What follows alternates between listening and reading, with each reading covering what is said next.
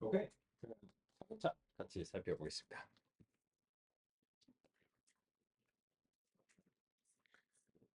교재 개략적으로 살펴보면서 또 이제 어떤 이야기들을 했는지 어떤 이야기들을 할 것인지 그런 점들 같이 상의 드리도록 하겠습니다. 어제는 퍼셉트론의 한계를부터 우리가 살펴봤고요. 그리고 나서는 신경망으로 전진했습니다. 그래서 퍼셉트론에서 신경망으로 이제 전환을 하는데 여기에 대해서 결국은 이 신경망들의 핵심은 어, 다중 다층 퍼셉트론들이다 라고 하는 이제 그런 점이었고요. 그래서 이제 그런 이 다중다층 퍼셉트론 기반이기 때문에 퍼셉트론에 대한 논의를 먼저 우선적으로 해야 이 신경망의 구성에 대해서 우리가 이제 살펴볼 수 있었습니다. 그렇고요. 그리고 나서 이제 우리는 이 손글씨 숫자 인식 프로젝트를 수행하는데 첫 번째로는 그냥 신경망이 아닌 퍼셉트론 기반 혹은 이제 선형 모형 기반으로 살펴봤고 그게 이제 93이 될까 말까 하는 이제 이 정도의 이제 성능 이렇게 이제 나왔습니다. 그렇고요. 일단 그래서 이제 베이스라인을 잡아놨습니다. 그런데 이거를 신경망으로 처리하는 것은 아직 살펴보지 않았습니다. 그래서 이제 그런 점들을 살펴보려고 하고요. 그래서 그 신경망 구성의 마무리를 오전 시간에 살펴보고 오후 시간에는 이 신경망 학습에 대해서 본격적으로 살펴볼 예정입니다.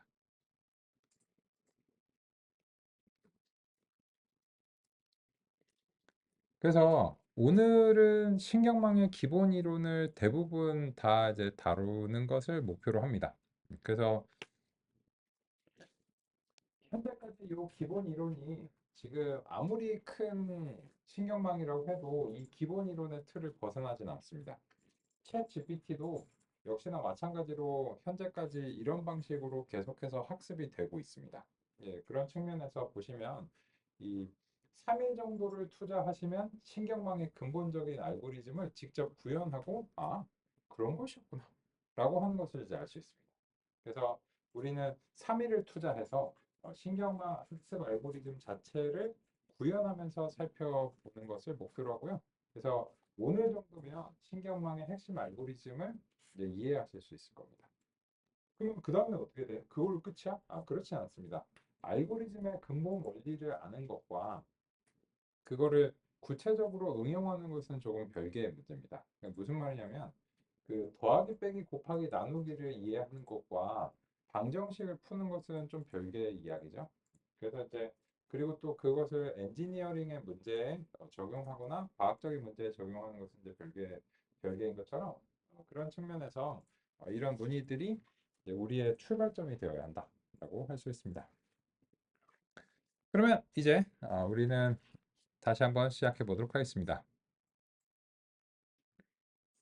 참,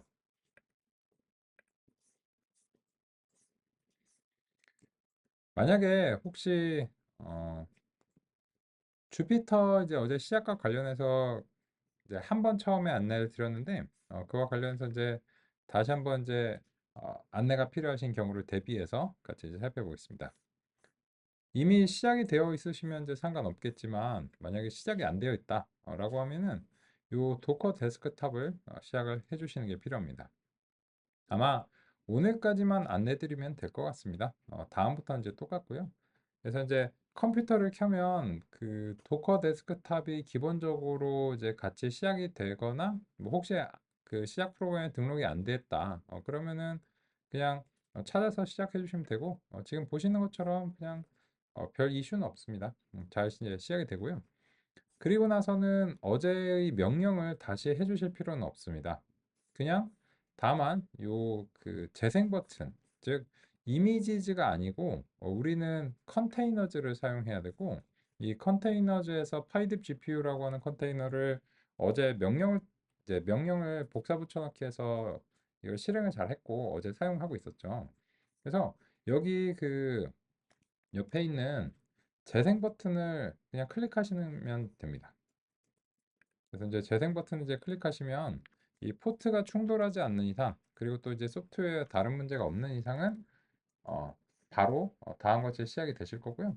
그러면 해줄 일이 뭔가?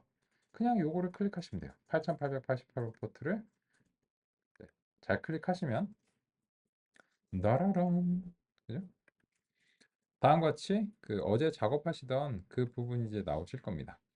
그래서 이제 어제 그 저는 여기서 이제 작업 안 했기 때문에 데이터가 안 나오는데 그 어제의 데이터가 여기 잘 열리시겠죠? 그죠? 그러면 이제 그냥 바로 시작하시면 될 수 있는 겁니다. 그냥 이게 끝입니다. 여기에 뭐 GPU 가속과 이제 필요한 여러 설정들이 잘 이제 되어 있고 준비가 되어 있습니다. 그러면 이제 혹시 이 시작 부분에서 문제나 어려운 점 궁금한 점 있으시면 지금 알려주세요.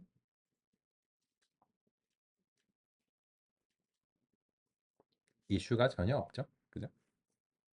오히려 그 직접 설치하신 것보다도 쉽다라고 생각합니다. 왜냐하면 직접 설치하신 거는 여기 어, 이렇게 하셔야 되겠죠. 여기로 들어가서 아나콘다 파워쉘을 들어가서 콘다 액티베이트를 하고 뭐 이런 것들을 이제 하셔야 되는데 이 도커로 이제 하면 그 설치도 안 하셔도 되고 사실상 이제 설치나 뭐 관리 같은 거 안 하셔도 되고 이제 이미 테스트된 그런 이제 도커 이미지 제가 이제 열심히 테스트한 그런 것을 이제 받아서 이제 사용하시면 되고 그리고 요거를 사용하시는 거는 이제 별다른 제한은 없습니다. 그래서 이 이미지를 이후에 만약에 이제 조직에서 사용하시고자 한다, 열심히 사용하시기 바랍니다. 그래서 뭐 저한테 이제 굳이 연락 주실 필요는 없고요. 뭐 이렇게 이걸 기반으로 해서 뭐 수정을 하거나 뭐 이런 식으로 뭐 계획으로 뭐 상의 주실 거 아니면은 뭐 그냥 이제 있는 그대로 사용하시면 이제 되겠습니다. 그리고 이제 그 관련해서 그 어제 이제 간단하게 언급 주셔서 저도 이제 맥에서 이제 수행하고 있는데 이제 맥에서는 이 도커 이 현재 이미지가 x86 아키텍처 기반이기 때문에 ARM 아키텍처에서는 이 도커 이미지가 정상적으로 동작하지 않습니다. 네, 어서 오세요. 그래서 이제 그렇기 때문에 이 x86 기반에서는 도커를 이제 수행을 하시는데 맥 같은 경우에는 애플 실리콘은 직접 설치를 수행하시면 되고 제가 이제 직접 설치 스크립트를 그 설치 문서에서 전달을 드렸고 그 파일도 전달을 드렸기 때문에 그거를 그냥 쫙 실행하시면 잘 됩니다. 왜? 저도 그걸로 하기도 하니까요. 근데 간단하게 말씀드리면 엔비디아 GPU랑 애플 실리콘을 이제 비교하면 좀 비교가 안 됩니다. 엔비디아 GPU와는 수십에서 이제 수백 배 이상의 이제 차이가 나는 편이고요. 그래서 그 현재, 지금 이제 2024년 7월 현재 시점에서는 이 앞으로는 어떻게 될지 모르겠지만 요새 이제 애플이 그 애플 실리콘으로 뭐 데이터 센터도 만들고 해가지고 이게 좀 많이 달라질지는 모르겠어요. 근데 적어도 이제 현재 시점에서는 이제 엔비디아 GPU 기반이 훨씬 빠르긴 합니다. 그래서 이제 그런 점들 염두에 두시고요. 그렇습니다. 그랬어. 우리는 뭐 이슈가 없죠. 그래서 이제 바로 이제 시작하시면 되고, 그래서 이제 3일차 노트북 어제와 마찬가지로 이제 생성을 해보겠습니다. 그래서 이제 3일차 노트북을 잘 생성을 해보겠습니다.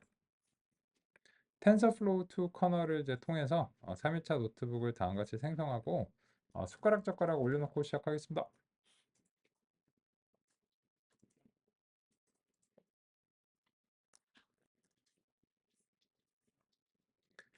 숟가락 젓가락을 올려놓는다는 것은 그냥 필요한 인풋 구문들을 다음과 같이 이제 올려놓겠다는 그런 말씀입니다.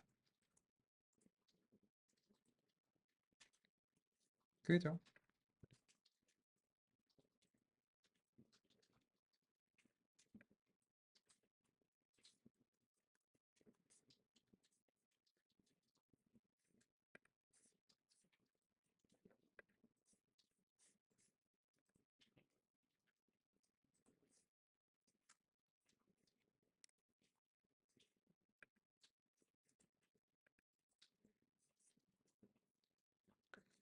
그러면 이제 우리는 어제 어떤 이야기들을 이제 했는가? 이 데이 2에서 뭔가 가져올 것이 있는가에 대해서 이제 살펴보면 일단 이 신경망 쪽에서 순전파를 이제 수행하면서 우리가 그 완전 연결과 신경망 자체를 만들었습니다. 그죠?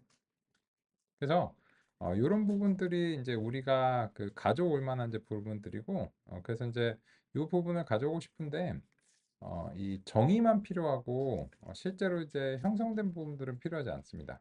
그래서 이런 경우에 셀을 스플릿을 하는 게 좋을 것 같습니다. 그래서 이제 만약에 이제 그렇게 작성하셨다면 저 같은 경우는 이제 요 정의만 떼내기 위해서 이렇게 이제 스플릿을 이제 수행하고 그래서 신경망 부분이랑 완전 연결 부분 요거를 이제 그 복사해서 3일차 노트북으로 이제 붙여 넣겠습니다. 그래서 어제 이제 잘 만든 우리 이제 신경망이 있죠.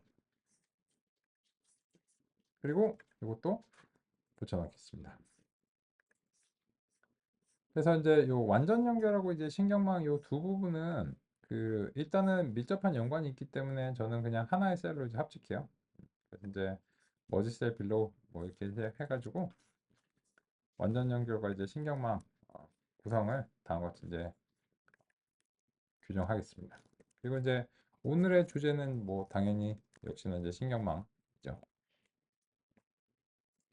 그리고 이제 어제 수행한 부분은 이제 완전 연결과 이제 신경망이라고 하는 것이 무엇인가? 라고 하는 이제 이런 부분입니다.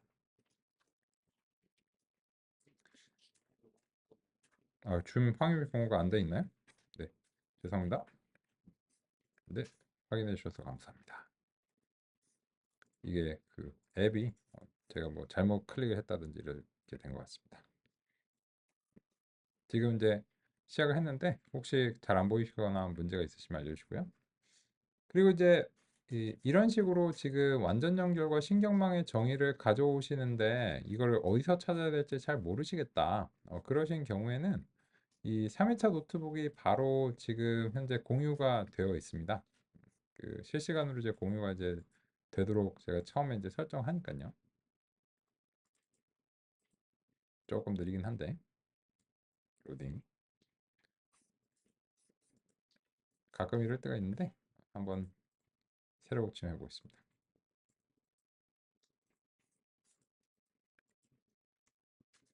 그러면 이제 지금 보시면 1분 전에 수정된 day3.ipynb 파일이 제시가 이제 되어 있고 혹시 이제 이 정의를 내 2일차 노트북에 어디 있는지 좀 찾기가 힘들다. 그러시면은 이제 제 그냥 3일차 노트북을 다운로드 받으셔서 run 5를 하신 다음에 그리고 나서 이제 바로 같이 시작하시면 좋을 것 같습니다.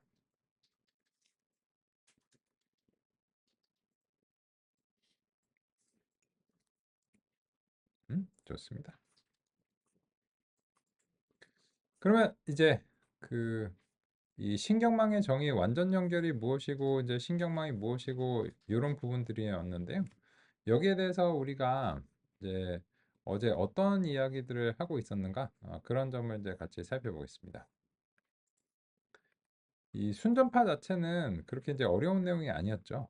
그래서 그냥 퍼셉트론들이 연달아서 이어서 연산을 수행하면 이제 됩니다. 그래서 이제 매개 변수가 이제 많아지지만 좀 되게 낯설어 보이긴 한데 얘네들이 자꾸 보면 익숙해집니다.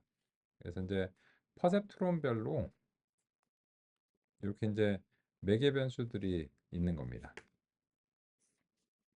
그래서 이제 순전파라고 하는 것은 그냥 이제 각 개별 퍼셉트론별로 연산을 해내면 되는데 그거를 그냥 한꺼번에 다중 퍼셉트론 연산을 뭐 해내도록 우리가 구성을 하면 여기에 대해서 결론적으로는 어떤 이제 입력 벡터 이제 x와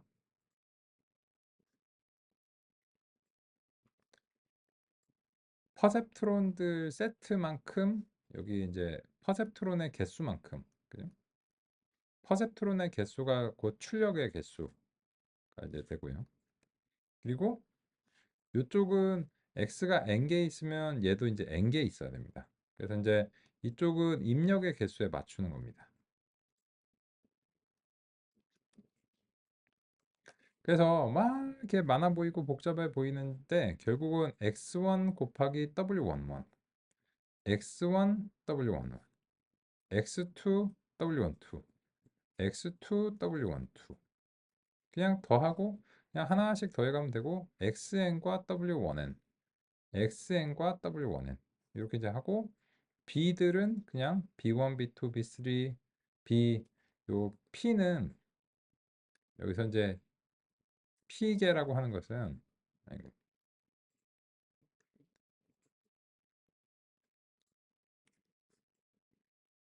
요 p계는 퍼셉트론의 이제 개수를 제가 그 의미하려고 p계로 했습니다. 이미 이제 개수가 있는데 그러면 이런 거죠. 이 공식이 엄청나게 복잡해 보여도 사실은 대단히 이제 그 패턴을 가지고 있습니다. 얘네들하고 요 세트랑 이렇게 이제 그냥 원소별로 곱한 다음에 싹 다 더하는 겁니다.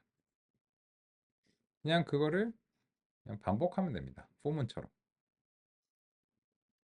그래서 이제 표기가 복잡해 보이지만 그냥 그 대단히 기계적인 절차입니다.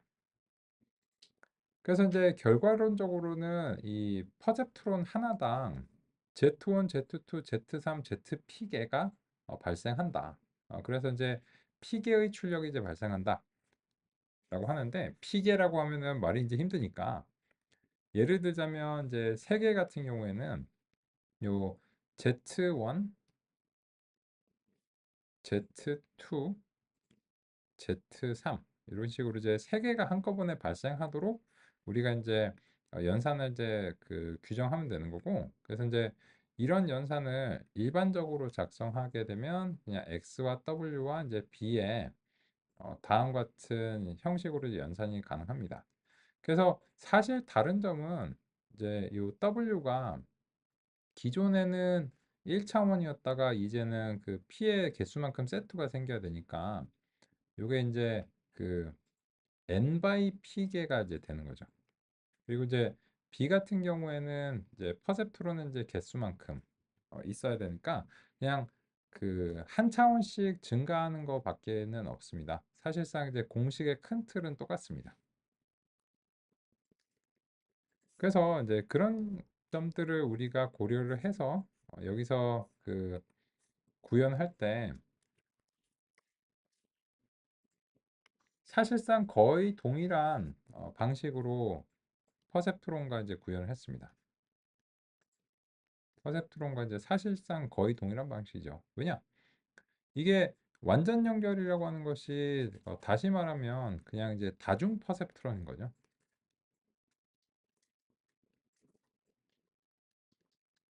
그리고 다중 퍼셉트론들이 여러 층 쌓이면 다층 퍼셉트론인 거고 그 다층 퍼셉트론이 곧 신경망인 겁니다.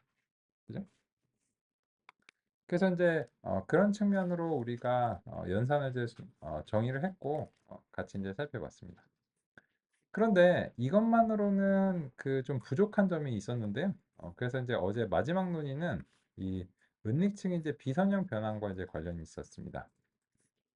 이 점은 이제 어떤 것이었냐면 이 엑스어를 극복하는 문제와 관련해서 이게 극복이 되려면 비선형 변환이 되었기 때문에 극복이 된 것이다. 라고 하는 점을 이제 살펴봤는데요. 그래서 이제 실제로 X에서 H로 변환한 것은 어떤 것에 이제 어떤 것이라고 할 수 있냐면 지금 같은 경우에 그 0들이 이렇게 분포가 되어 있는데 1이 이렇게 접힌 거나 마찬가지죠.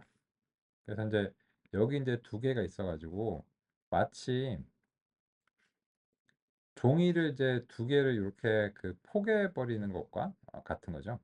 그래서 1하고 1이 0하고 0이 이런 식으로 그 종이를 이렇게 포개는 비선형적인 변화는 이제 수행할 수 있습니다. 현재 상태에서. 그래서 이런 식으로 하게 되면 마지막에 선형문도 해결할 수 있는 문구가 되면서 이게 성공적인 변환 이제 수행이 될 수 있다라고 할 수 있는 겁니다. 근데 이제 이전과 관련해서 우리는 이제 은닉층의 비선형 변환을 수행하는 게 일단 계단함수로 퍼셉트론 이제 수행했는데 이 계단함수가 가 좀 문제가 있어서 다른 걸로 이제 변환이 필요했습니다. 그래서 어제 이 은닉층 비선형 변환의 논의가 완료가 되지 않았기 때문에 그래서 이제 오늘 여기서부터 같이 이제 살펴보겠습니다. 어제 은닉층 비선형 변환의 부분을 이제 다음과 같이 이제 가져오도록 하겠습니다. 그리고서 그 여기에 대해서 일단 그 설명을 많이 들으면 좀 재미없으니까 그 뭔가를 이제 작성하면서 같이 이제 살펴보겠습니다. 시그모이드라고 하는 이제 함수를 정의를 할 건데요. 그리고 이제 이게 무엇인가, 왜 필요한가 이런 점들에 대해서 이제 소개를 이제 드릴 예정입니다. 근데 이제 지금으로서는 이제 요 시그모이드가 스텝 함수도 마찬가지지만 그냥 한 줄 정도밖에 안 돼서 요 람다 함수로 좀 구성하면 한 줄에서 정의가 이제 가능할 것 같습니다. exponential 마이너스 z 이런 식으로 이제 수행하고요. 그러면 일단은 이 시그모이드가 어떻게 생겼는지 같이 한번 이제 살펴보시죠. 그리고 이 스텝 함수 같은 경우에 그 비교를 위해서 1과 0 범위로 좀 이제 만들겠습니다. 그래서 이제 z랑 이제 시그모이드랑 이제 비교를 하는데 스텝 함수도 그 스타일을 람다 스타일로 좀 만들겠습니다. 이제 그 스텝 함수도 람다 z 이렇게 이제 해가지고 그냥 다들 한 줄 정도밖에 안 되는 그런 거라서 이제 같이 이제 이렇게 이제 보겠습니다.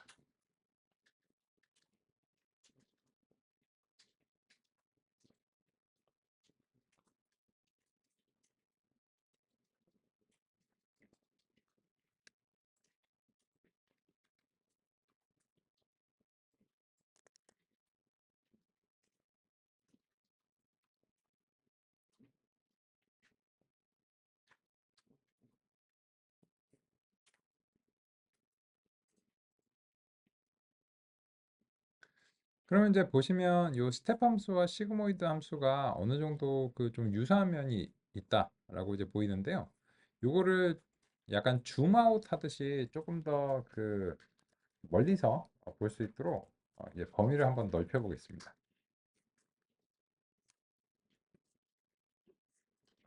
범위를 한 20, 20 정도로 이제 보겠습니다. 이렇게 이제 보시면 이게 이제 계단함수랑 시그모이드가 굉장히 비슷하게 생겼다라고 하는 그 결과론적인 이제 사실을 기반으로 사실을 가지고서 한번 이제 출발을 해보겠습니다. 야, 근데 이거 되게 난데없는 얘기다. 맞습니다. 그래서 이거는 좀 맥락이 필요한데요. 그 점에 대해서 같이 한번 얘기를 해보고자 합니다.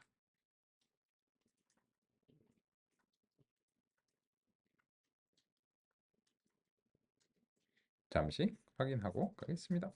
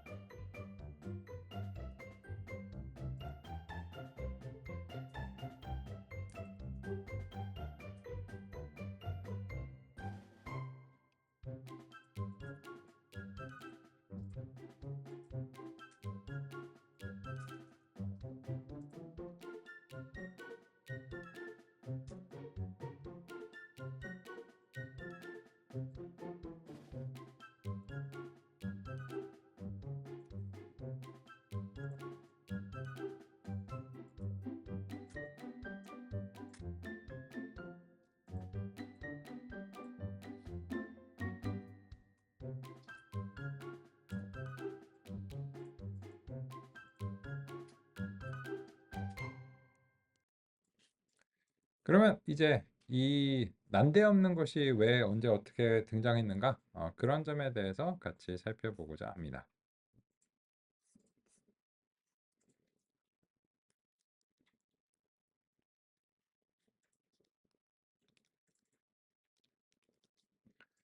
이 이야기는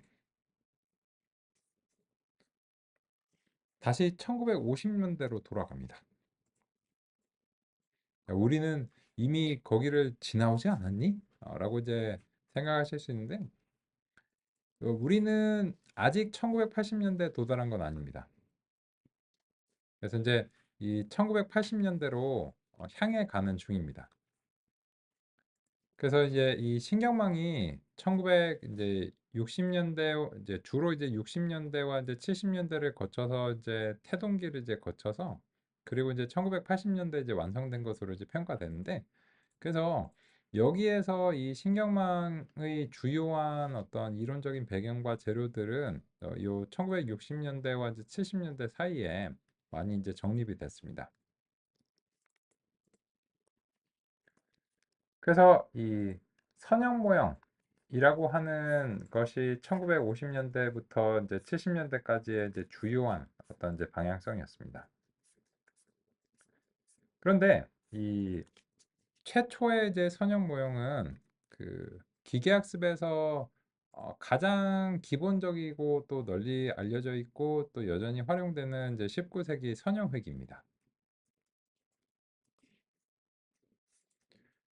그런데 이제 이러한 선형회기 모형을 분류로 이제 수행할 수 있도록 만들어 주는 것이 이제 무엇인가? 라고 하는 점과 관련해서는 이 1958년에 두 가지로 이제 나뉘게 됐습니다. 하나는 이미 잘 살펴보신 퍼셉트론입니다. 그래서 이 1958년에 이제 퍼셉트론이고요. 그래서 이제 학습 능력이 부여가 이제 됐습니다. 그런데 이 퍼셉트론 자체는 좀 그 초창기 모형이기도 하고 해서요. 이 학습 알고리즘 자체가 이제 다음과 같은데 이 학습 알고리즘 자체가 조금 문제가 있습니다. 그래서 이제 수학적인 이제 불안정성을 이제 가지고 있습니다. 그 주로 어디가 이제 문제인가? 라고 하는 이제 그런 점을 같이 이제 살펴보겠습니다.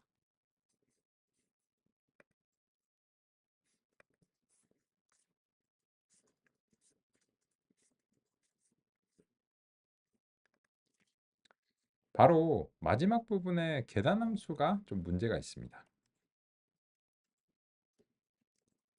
퍼셉트론은 학습이 가능하지만 여러 제약과 제한이 있습니다. 퍼셉트론에서는 계단함수로 활성화를 하는데 이러한 활성화는 문제가 있습니다. 왜냐하면 거의 대부분의 구간에서 학습 매개 변수의 변화에 따른 출력의 변화가 아예 없거나 완전히 뒤집히는 양극단의 출력을 발생하기 때문입니다.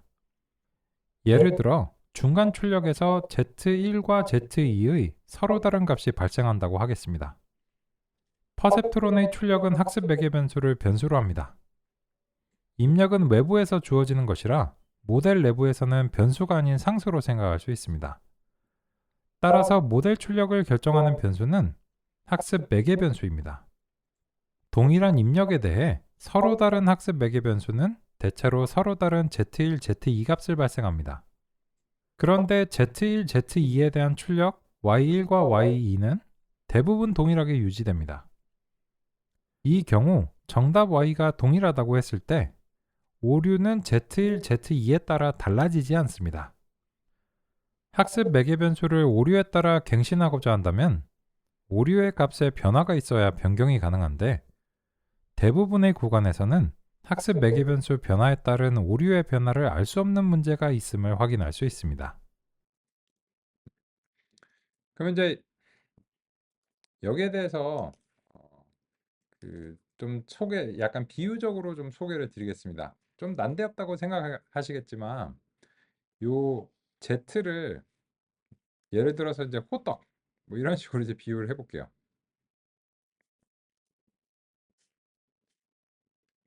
되게 비유가 난데없구나라고 생각하시겠지만 예, 그렇습니다. 그러면 이 X는 뭘로 비유할 거니? 그 호떡의 재료라고 하고요. 그러면 이 세타는 뭘로 비유할 거야? 이거는 조리법, 레시피로 한번 비유를 해보겠습니다. 그러면 이런 비유를 굳이 이제 왜 쓰는가? 라고 하면 이 재료를 가지고서 어떠한 조리법을 쓰느냐에 따라서 어떤 호떡이 되느냐가 달라지겠죠. 그죠?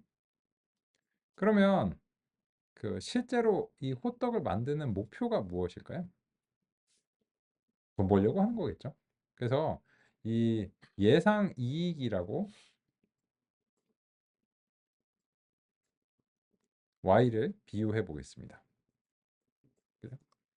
그러면 이러한 비유의 틀이 지금의 현재의 그 임의적인 표기를 좀 그 친숙하게 느끼시는데 도움이 되시길 이제 바라는 마음에서 제가 이제 생각을 해봤는데요. 한번 시작을 해보겠습니다. 예를 들어서 그러면 이런 비유의 틀을 사용하면 이 재료는 동일한데 세타 1이라는 조리법을 사용해서 Z1이라는 호떡을 만들었다고 하겠습니다. 그럼 이제 만들긴 했는데 결국 목표는 그래서 팔리는가 아니면 이게 안 팔릴까 이런 걸 이제 그 예상하는 게 목표입니다. 당연히 팔리는 호떡을 만들고 싶죠. 그래서 제트원을 이제 만들었는데 이제 시식을 이제 시켜보는 거예요. 어떻게? 맛있어? 팔릴 것 같아? 이거 팔릴 것 같아. 다행이다, 다행이다. 그럼 이제 이게 좀 팔린다고 가정을 해보겠습니다. 팔리는데 이제 당연히 좀 팔리기 시작하면 뭔가 예상 이익을 더 내기 위해서 노력을 하고 싶겠죠. 그래서 세타원 조리법에 변화를 좀 주고자 노력을 합니다. 그래서 뭐 반죽을 더 찰지게 하고 뭐 여러 번 하고 뭐 이런 노력들 뭐 거치겠죠. 그래서 세타2 조리법을 만들었다고 하겠습니다. 근데 이때 재료는 변경되지 않는다고 가정하겠습니다. 재료가 바뀌면 이 비용이 바뀌니까. 그죠? 그래서 재료는 고정하고 조리법만 바꿔서 뭔가 더 맛있는 호떡을 만들어서 비용은 고정하면서 예상 이익은 높이고 싶은 거예요. 예를 들자면 이건 다 비유죠. 그래서 이 세타2 조리법으로 Z2라는 호떡을 만들었어요. 예를 들자면. 그래서 Z2를 이게 만들었고 그게 Z1과는 다른 맛의 호떡이 됐다고 가정하겠습니다. 안 그럴 거면 뭐하러 조리법을 다르게 했겠어요. 그죠? 그러면 이제 기대하는 게 뭔가요? 기대하는 것은 당연히 예상 이익이 더 많아질 것인가? 더 잘 팔릴 것인가? 이거를 알고 싶은 거잖아요. 그래서 이제 애써서 Z2를 만든 다음에 이제 그 주변 사람들한테 막 이렇게 돌려보고 물어보는 거죠. 어때요? 맛있나요? 그래서 더 잘 팔릴 것 같나요? 이렇게 이제 물어봤는데 계산 함수는 뭐라고만 대답해 줄 수 있나요? 팔릴 것 같습니다. 아니, 그거는 Z1도 팔리는데 이게 더 맛있어서 더 잘 팔릴 것 같냐고요. 이렇게 이제 물어보는데 이 계산 함수는 그냥 팔립니다. 라고 하는 그 대답밖에 못 해주는 거예요. 그럼 이제 김새겠죠. 그래서 김이 새가지고 에이 몰라 하고 이제 그 대강 만들었는데 Z3가 이렇게 돼버렸어요. 그러면 계산 함수가 말해줄 수 있는 게 한 가지 있죠. 안 팔림. 요거는 이제 개떡인 거죠. 비유하자면.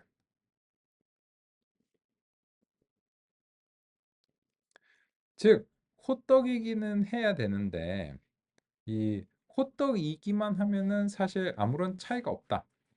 그냥 팔린다. 라고 하는 것이 이제 계산함수의 한계점으로서 비유될 수 있다는 것입니다. 그런데 이 정도로는 매개 변수를 정교하게 조정하기가 어렵습니다.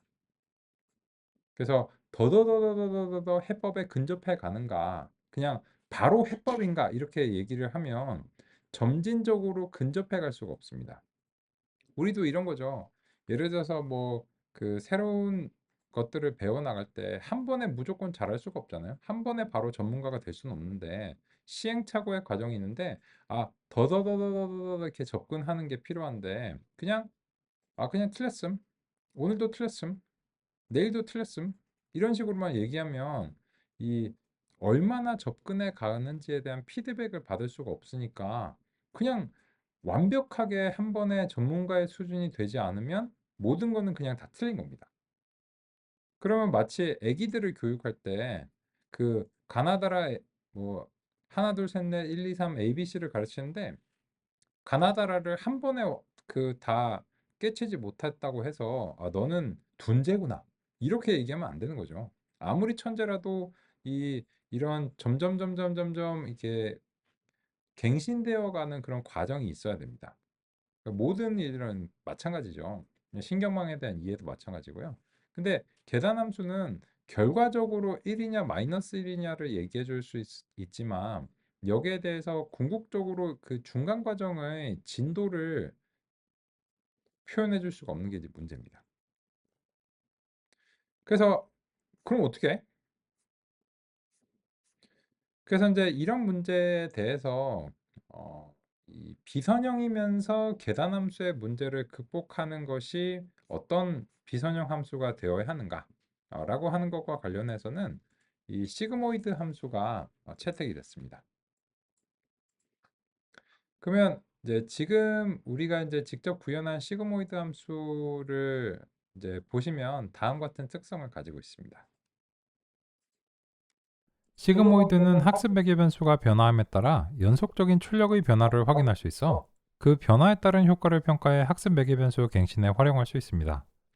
서로 다른 매개 변수로 인해 서로 다른 Z1과 Z2가 발생했을 때 그 결과 언제나 Y1과 Y2의 값은 달라집니다. 따라서 출력 값에 따른 오류 값도 학습 매개 변수 변화를 반영합니다. 그래서 계산 함수와는 달리 학습 매개 변수의 변화에 따른 오류의 변화량을 알 수 있어 이러한 정보를 매개 변수 갱신에 활용할 수 있습니다. 그런데 학습 매개 변수에 따른 연속적인 중간 출력은 이미 아델라인의 항등 함수도 가능합니다. 연속적인 출력으로서 손실 기반으로 최적화를 수행할 수 있습니다. 그런데 항등 함수는 중간 출력 z에 따라 연속적인 값을 내지만 그 출력은 확률적으로 해석할 수 없습니다. 시그모이드도 미분 가능한 함수이기 때문에 손실을 기반으로 최적화할 수 있습니다. 확률 모델이 되기 위해서는 출력이 0과 1 사이의 값이 되어야 하고 그 의미도 확률적으로 해석될 수 있어야 합니다. 이 점이 로지스틱 회귀가 아델라인보다 한 걸음 더 나아간 것이라고 평가할 수 있는 부분입니다. 그러면 이 시그모이드 함수는 좀 난데없고 이 그 공식 자체도 직관적이지 않은데요. 실제로 직관적이지 않기 때문입니다. 그런데 이런 함수는 이미 이제 신경망이 개발되기 이전에 독립적으로 개발이 되었습니다. 그게 이제 무슨 말인가?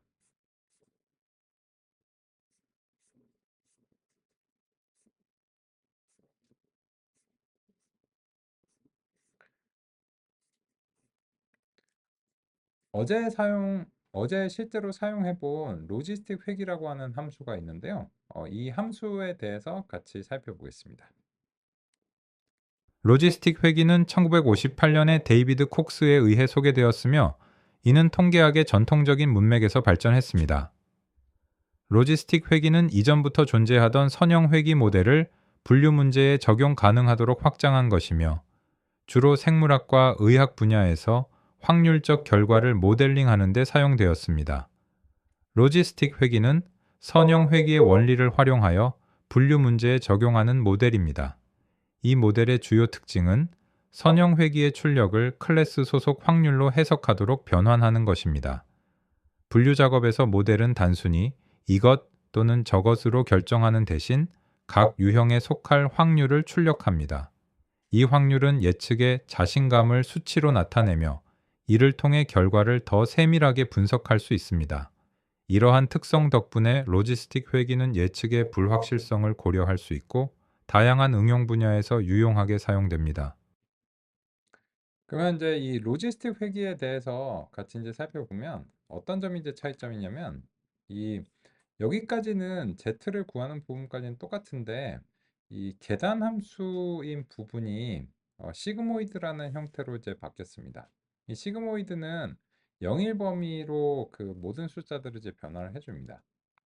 그러면 여기에 대해서 또 설명을 너무 많이 들으면 재미없으니까 이 시그모이드를 한번 만져보겠습니다. 그래서 요 임의의 범위, 요 Z라고 하는 이제 범위가 있는데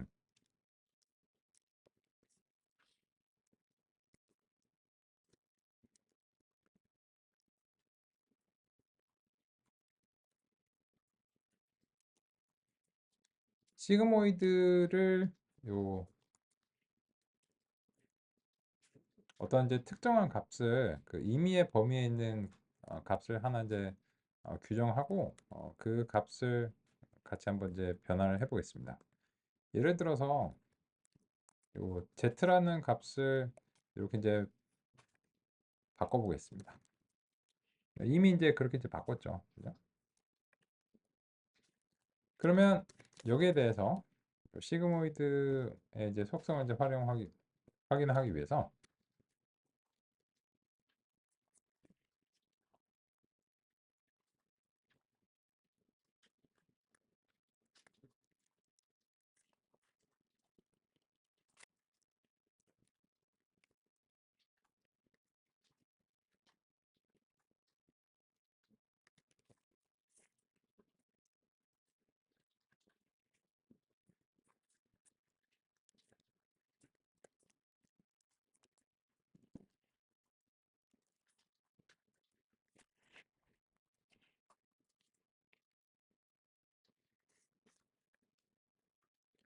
비교를 위해서 이제 z의 범위도 살펴보겠습니다.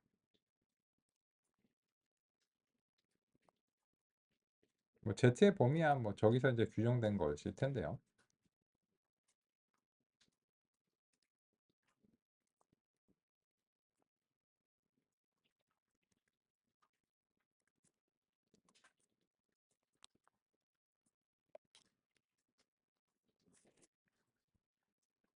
예쁘게 보이게 제가 적당히 하겠습니다.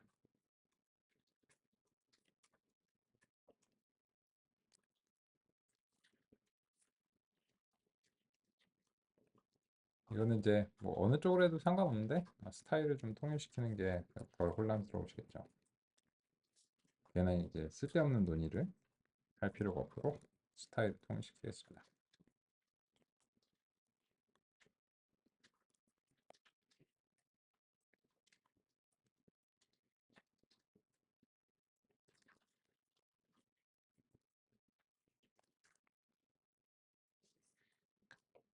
그러면 이제 보시면 상당히 이제 자명한 내용인데요. Z가 이제 임의의 범위에 있는데 시그모이드 함수를 거치면 무조건 영일 범위로 압축이 됩니다. 이게 이제 시그모이드 함수의 특징인데 그 영일 범위로 압축하는 것은 어떤 요건을 충족하냐면 이게 그 확률적인 값으로 해석될 수 있는 필요 조건이죠. 그죠?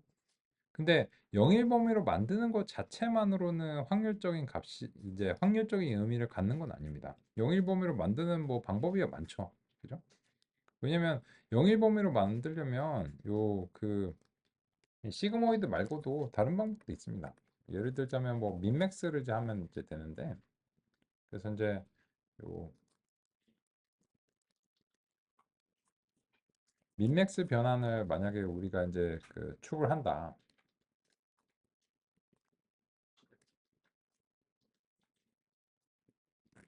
괄호가 날라갔군요. 어쩐지 뭔가 색상이 이상하겠죠.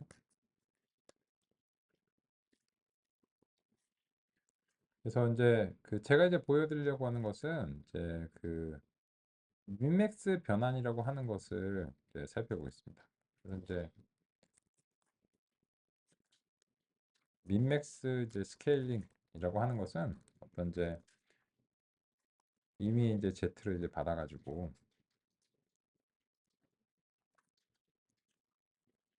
Z 값을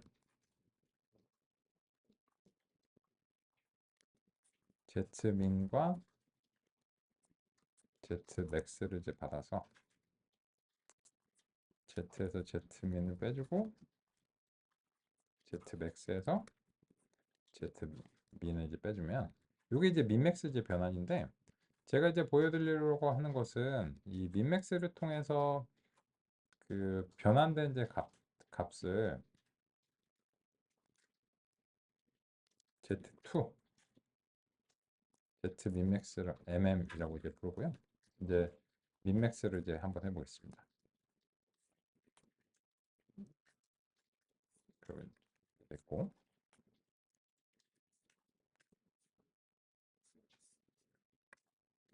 Z 민, Z 맥스를 전달하고요.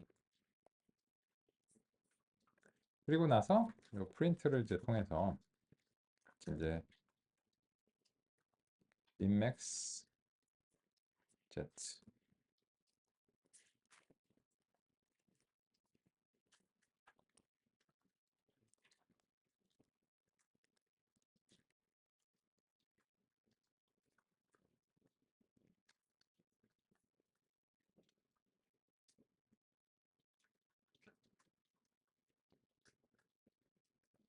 이거는 그냥 이렇게 전달해 줄 수 있게끔.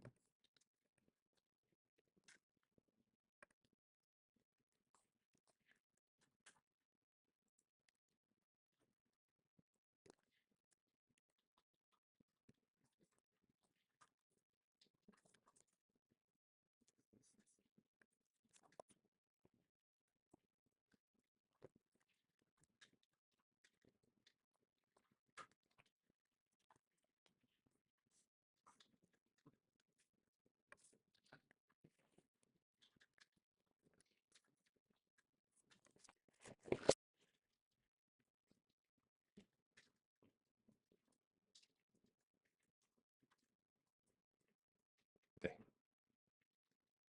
이제 그 제가 보여드리고자 하는 것은 이제 다음 같은 것입니다.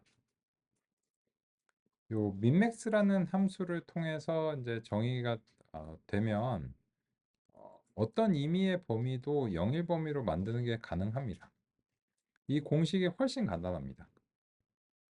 근데 만약에 영일 범위로 만드는 것만을 목표로 한다면 이런 시그모이드 함수를 쓸 이유는 전혀 없다라고 하는 것입니다. 그러면 왜 굳이 시그모이드 함수를 도입하는가? 이런 점들이 우리의 이제 논의 사항이고요. 그 점은 쉬는 시간 이후에 이어서 살펴보겠습니다. 쉬는 시간.